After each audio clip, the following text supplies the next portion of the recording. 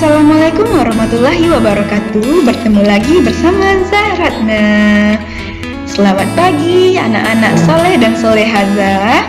Apa kabarnya antum semuanya? Semoga antum semua sehat dan dalam lindungan Allah. Amin amin ya rabbal alamin. Nah, pada pertemuan saat ini kita akan masuk ke teks eksposisi KD 3.5 dan 3.6. Nah, sebelum kita memulai pembelajaran hari ini, mulailah pembelajaran dengan berdoa dan siapkan buku catatan dan alat tulis. Oke? Nah, sebelum kita mulai, silakan berdoa dulu dan siapkan catatan dan alat tulisnya. Kita lanjut. Sebelum kita lanjut nih, ada satu pantun yang ingin Zah sampaikan ke antum. Jalan-jalan ke Bukit Tinggi, perginya ketika pagi hari.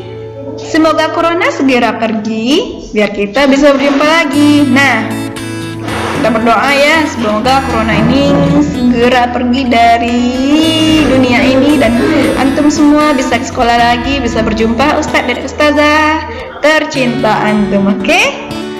Lanjut. KD 3.5-nya mengidentifikasi informasi teks eksposisi berupa artikel ilmiah populer dari koran, majalah yang didengar dan dibaca. KD 3.6 mengidentifikasi struktur, unsur kebahasaan, aspek lisan dalam teks eksposisi artikel ilmiah populer yang diperdengarkan dan dibaca. Nah, itulah KD 3.5 dan 3.6 yang akan kita pelajari. Lanjut. Tujuan pembelajaran yang pertama, mengidentifikasi informasi teks eksposisi berupa artikel ilmiah populer dari koran atau majalah. Yang kedua, menelaah hubungan struktur, unsur, kebahasaan, dan aspek lisan dalam ketepatan teks eksposisi.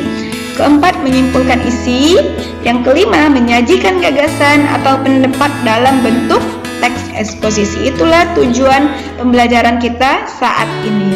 Lanjut. Materinya yang pertama yaitu pengertian teks dan ciri teks eksposisi, unsur teks eksposisi. Yang ketiga, menyimpulkan isi teks.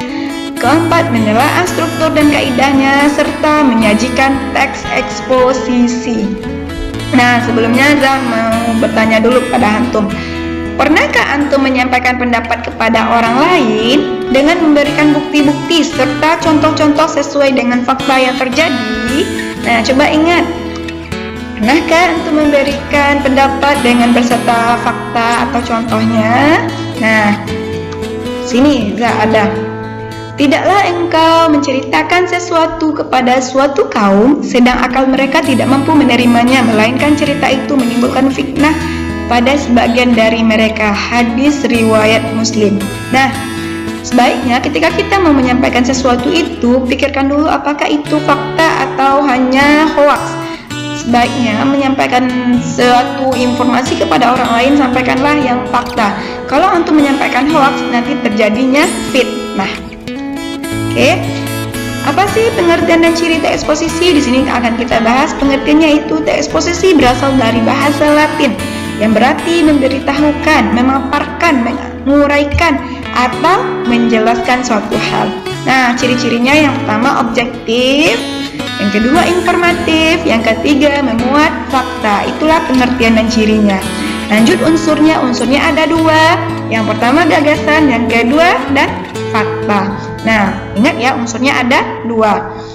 Ya, pola pengembangan teks eksposisi itu pertama identifikasi, kedua perbandingan atau pertentangan, ketiga ilustrasi, yang keempat klasifikasi, kelima definisi, yang keenam analisis. Itulah pola pengembangan dari teks eksposisi. Selanjutnya, bagaimana sih cara menyimpulkan isi teks eksposisi? Caranya ada dua.